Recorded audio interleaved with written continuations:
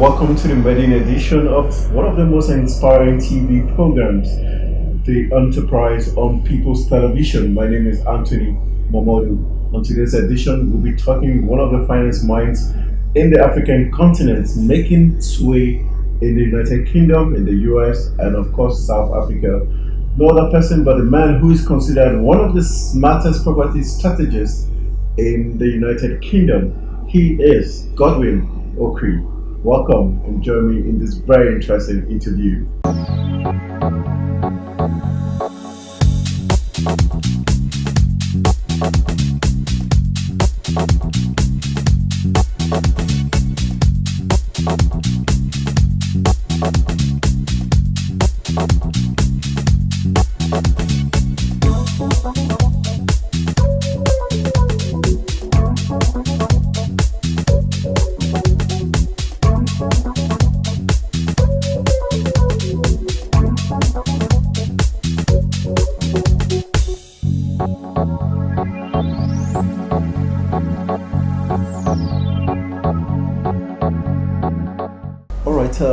We'd like to know what really inspired you to set up Menvo Limited, and at what stage did that thought hit your mind? Menvo Limited is a property consultancy. Okay. It advises property investors on how to invest in properties, where to invest, and we also do the guidance for them, and we get them legal advice and assistance. So it's purely it's a strategy, an investment strategy company, and that's what Menvo Investment is. All right. Looking at businesses in Nigeria, it's said that setting up businesses in Nigeria could be a very Herculean task. Take us through government policies. How do they affect the property industry? Well, yes. Just for history, Menvo Limited is set up in England. It's a British company, but we have a branch. We have Menvo Nigeria. Okay. So I set up Menvo UK in 2004 and set up Menvo Nigeria in 2006. Well, it wasn't too difficult to set up here. The only difference is the logistics, the language you use. In England, we call it company's house. Here, I think you call it something else. I'm not sure. With the CAC? CAC. It's called CAC. So it's just linguistic differences. But procedurally, it's not too different, I must say. All right. As an entrepreneur, we'd like to know what challenges you go through trying to run your business, considering the power issue in Nigeria and other consumables. How challenging has it been? Well, the cost, I think I didn't spend more than, at the time, not more than 10,000 naira, or slightly lesser than that. It wasn't too bad. I mean, the lawyer I used at the time was very efficient. He knew our purpose. We needed to move with speed. We were invited to do a seminar at Federal Palace Hotel at Victoria Island, and we had work we were doing with Zenith Bank. And so it was important we formed the company because we wanted to use a company vehicle to approach our potential client, and that was the key reason. So speed was essential, and we got speed. I was very surprised. CAC was efficient. We got the form, we completed it, got all the necessary things, the shareholders, the directors, and it was pretty much plain sailing, really. All right, we know that for businesses to thrive, you needed the right kind of staff force to get it right. How easy was it for you getting the right staff? Well, in Nigeria, it was a bit difficult because it was difficult to interview staff. I find here in Nigeria that a candidate would have studied physics and he wants to be an administrator. I couldn't understand it. I thought you would have studied business studies. It was just totally different. They read chemistry and they wanted to do consultancy in my firm, and that was a challenge. And I think it boils down to a lack of opportunity of employment. That's the thing I discovered. We interviewed. We had a pool of candidates that applied to our company, and we had narrowed it down to those who had studied the relevant things that we are looking for. All right. Recently, we had the federal government say she was going to ask owners of buildings, unoccupied buildings, to forfeit it to the federal government. what would be your advice to the federal government and owners of such properties? Well, government policy, well, I think it leaves a lot to be desired in Nigeria, because if you see, the government have not put in place what is essential for business. There was so many red tape. I mean, if you juxtapose England and Nigeria, it's a far cry, and it's not difficult to do. You know, if you want a simple thing like I want to start drafting documents in my office, and the light goes, and what you're typing disappears, and you have to start again, it holds you back. There's a need for speed. You want to go to the bank for a short-term loan, and the interest rate is exorbitant. It holds you back. And those are the things that I find as an entrepreneur of intra-jurisdictional bodies, I find very troubling. And if you ask any business person who's come from overseas, not just England, anywhere else, and they come to Nigeria, they find that there are problems there, but those problems could be removed if government take the right steps. And that's what I find challenging. I'm a lawyer in the UK, so we work with lawyers, we have connections with the banks, realtors, real estate agents to get properties. Sometimes we do seminars, so we do joint ventures with hotels. In 2011, Hotel Presidential in Port Harcourt sponsored us, where we had about 4,000 people turned up to our seminar, because we believe in empowerment. We want to create wealth. That's what we want to bring in Nigeria. And in spite of those challenges, that's what we're aiming to do at the moment. And yeah. Well, how has it been thus far? Thus far, there's been challenges, but it's been good. Now we are looking at doing, we're trying to build a 6th flat here in Abuja.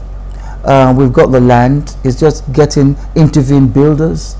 Those are staff we have to interviewing project managers. We have to interview them, interviewing clerks and administrators, people who are efficient at timekeeping, efficient at record keeping, efficient at monitoring and supervising the builders. All of that is what we have to start afresh to do. And every single project we do in Nigeria, we have to interview. We have to employ people for every single project.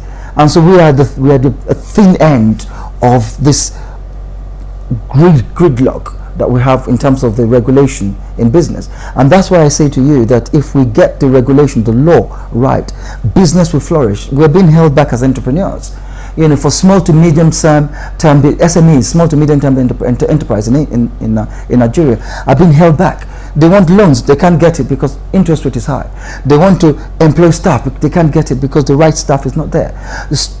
Students go to university, there's staff, teachers striking, which affects the quality of the training, and they graduate from university not equipped for business. And we are the entrepreneurs, and we have to employ these people, and they're not ready for business. And those are the things, those are the challenges that we could surmount here in Nigeria. All right, let's look at your clientele. Yes. How easy has it been dealing with them? Have you ever had an episode where a client wasn't satisfied and decided to go to court or raise issues? How was it resolved?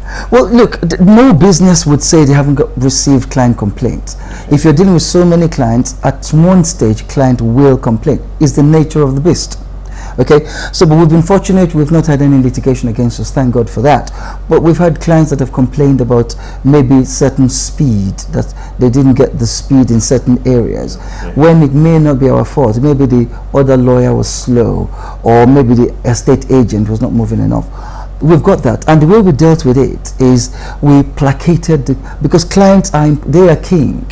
They are important for every business. So we dealt with the complaint in writing, we called them in, we explained everything to the client, and after the client was satisfied, we gave them a review on how we dealt with the complaint. We had a very good complaint system. You go to some companies, they say, give us a comment about, do you have any complaint? They read it and they discard it. No, we contact the client by email, by text, by Facebook. We contact the client constantly, because a complaining client could turn out to be one of the best clients you've had because of the way you've dealt with complaints. Can you see? So that's our challenge, and that's how we dealt with it. And how key is that for any business entrepreneur? Well, the advice I would give to any business is that at some stage you will get complaint. It is how you deal with that complaint.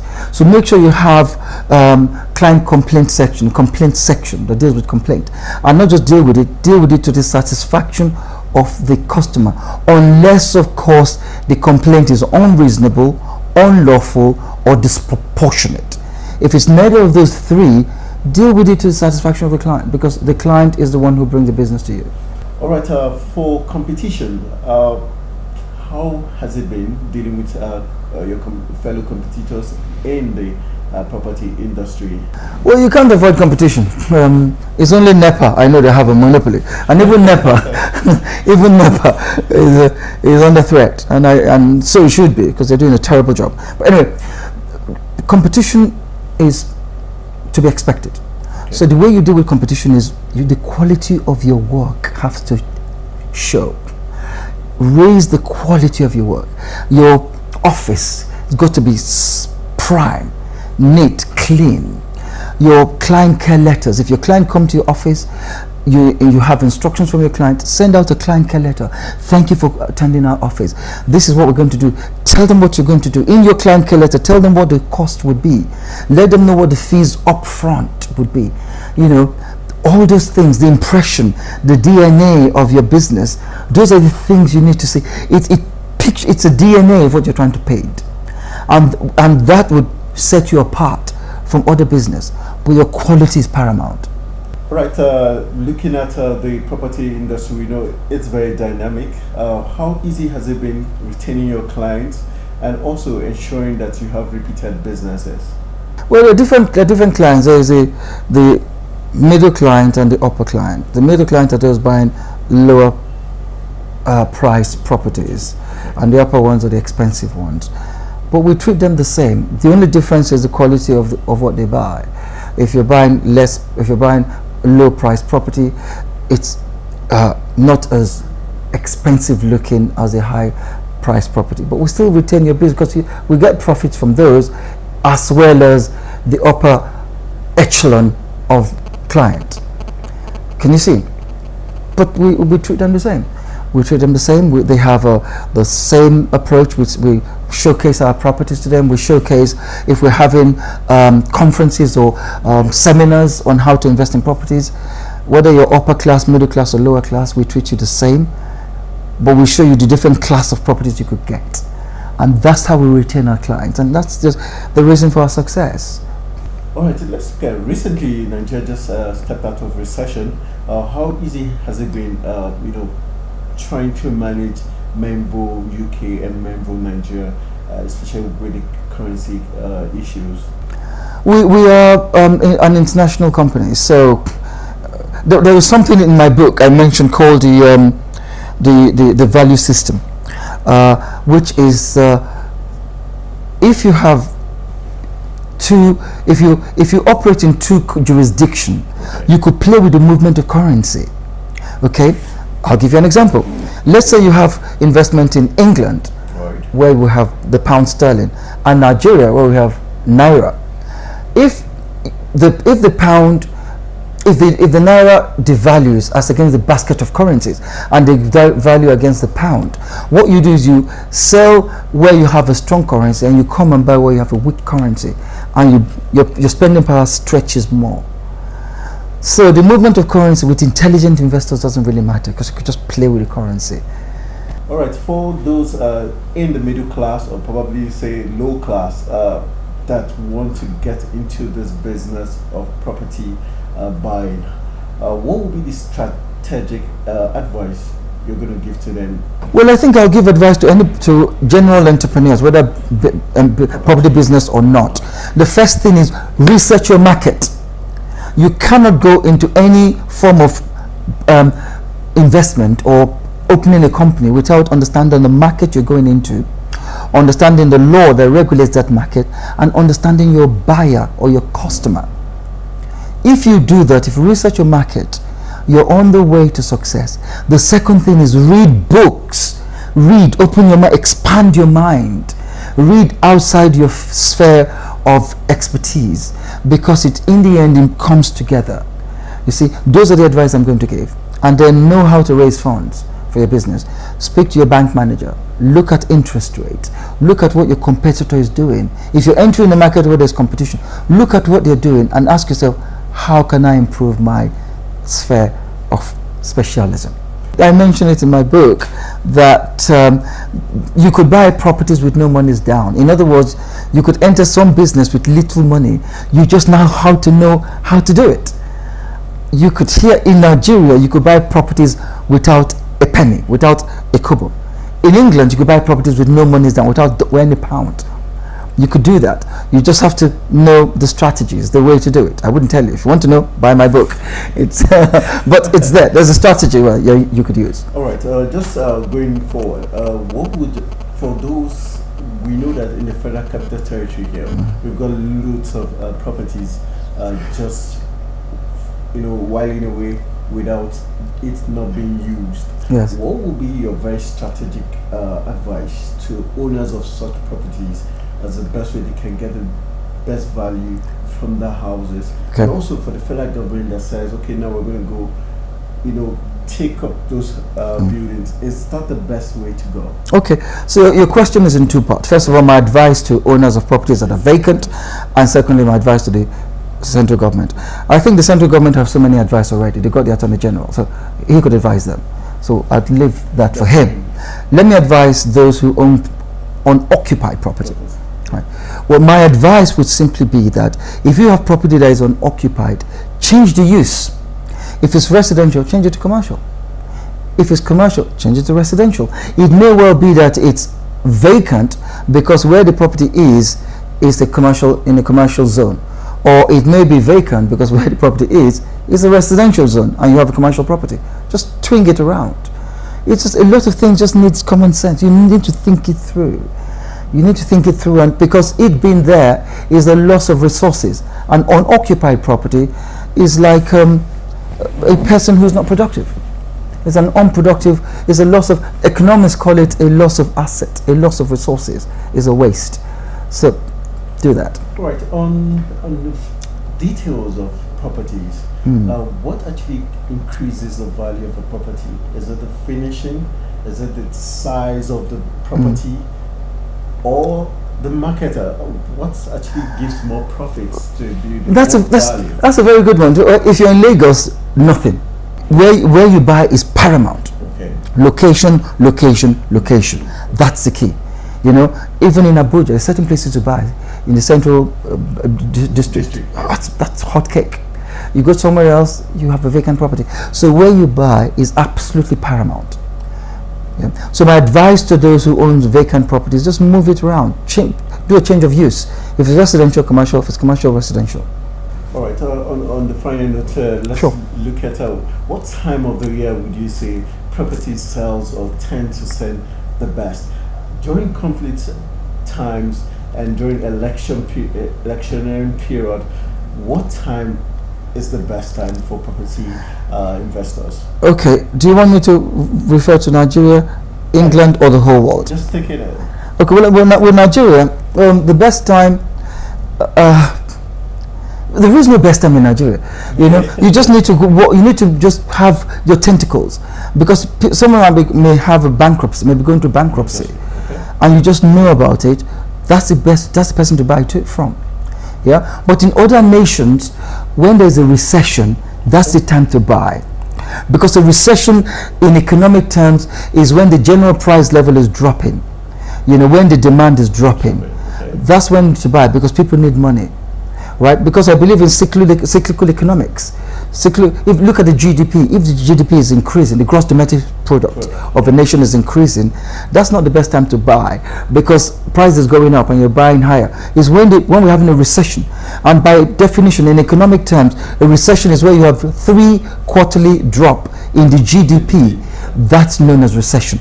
That's when to buy, because the general prices is dropping. So you buy when price is dropping and you sell when price is rising. So that's my trick. When the prices were absolutely dropping? When during 2007, 2008, the global financial crisis, that's when I went into the market. I was literally like a madman, running from place to place. I went to America, Russia, South Africa, Nigeria. We're just buying, and when price pick up, we just began to sell. So when people are going, you come, and when people are coming, you go. That's Warren Buffett. All right, so when people are coming, who are going, and that's how the program is going to be called a wrap on today's edition of the program, The Enterprise. We've been talking with the Chief Executive of Menvone Limited. Awesome. No wonder he's called the smartest property strategist in London, and of course, he's a Nigerian, so he's proudly ours. My name remains Anthony Mowodu saying thank you very much, and see you next week for another exciting edition.